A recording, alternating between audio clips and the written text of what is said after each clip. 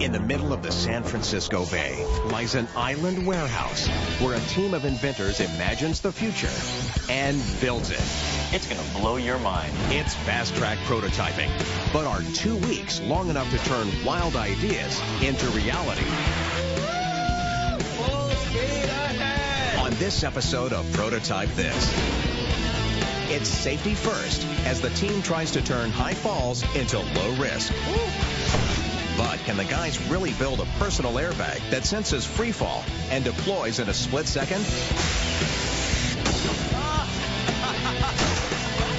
Find out next on Prototype This.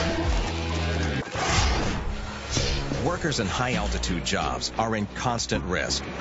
According to OSHA, construction-related falls seriously injured around 18,000 workers in 2007 alone.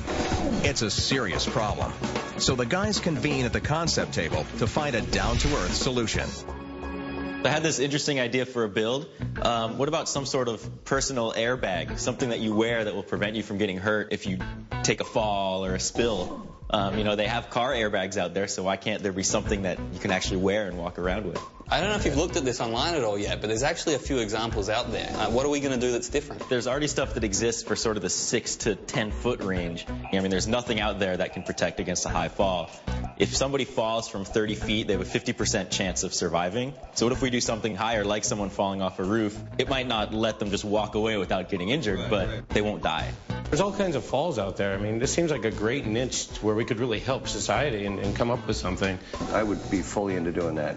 However, could we do it? Well, there's definitely going to be some mechanical challenges, I'm sure, to deploy the bag, but also electronically to be able to sense if a person's falling or if they're just going about their regular business. And there is existing technology used in extremely high falls, like the NASA Pathfinder probe. They used airbags to achieve planet fall of a space probe. If NASA can do it, it really can't be that tough. Yeah, it should be pretty easy. Yeah. $2 billion, 10 years. What do we got? What are we going to give ourselves on this one? 2 weeks. Sweet. I don't think NASA? we even have 2 weeks. To shame. The idea falls into place. The team will attempt to create a personal airbag that will sense someone in free fall and quickly inflate before impact, keeping them safe from danger. And for this build, each team member has a job. Mike will be in charge of airbag construction.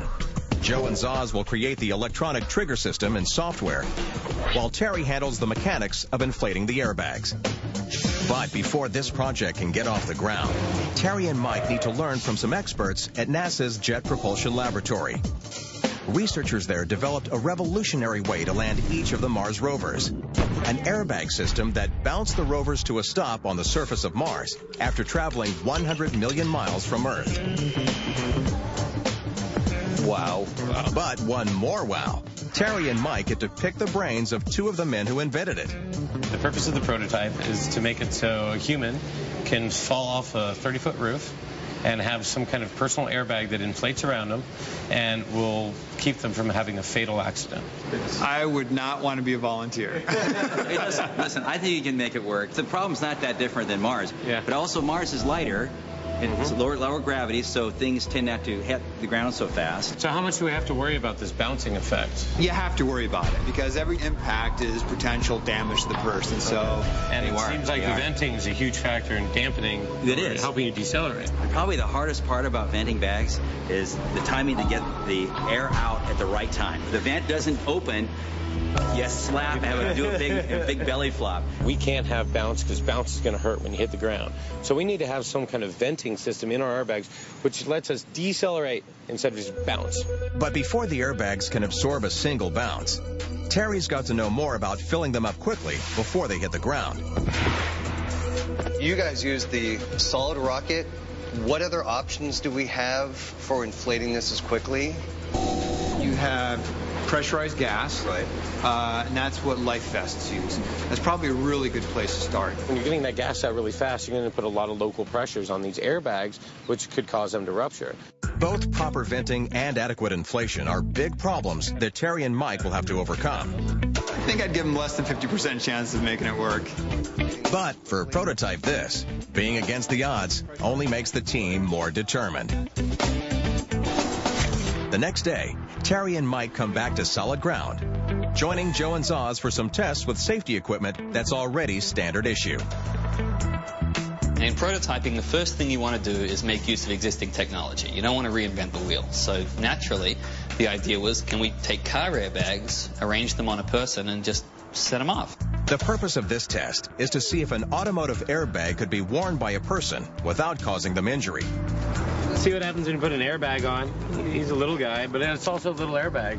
And this is smaller than the ones we were planning on using. The first test is with the driver's side airbag. He's live. I think the airbags are going to blow up and just blow this dummy to smithereens. Ready? 3, 2, 1. Not quite smithereens, but the reaction is certainly violent. Could have been you, Jeff. On a real person, the small airbag could do some real damage. I don't think I'd want to strap that onto my test. It's smoking. It's like a microwave popcorn bag. We saw that the dummy took a pretty violent spill, but didn't have any damage. Its chest was intact. It seems like if you have the proper heat shielding and so on, a human could maybe have that strapped to them. The dummy's still intact, so it's subjected to round 2. I want to see a passenger side airbag. I say that we put them on top of one. Yeah, let's put them on top of a passenger side airbag. Airbags for passengers are larger than those in the steering wheel. That extra volume would be needed to shield a person's fall. He's live. Okay. You guys ready?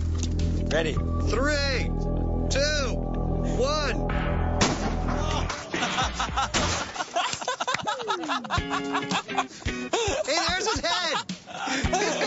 There's his arm. Don't let your kids play with airbags. I don't think you'll ever be the same again.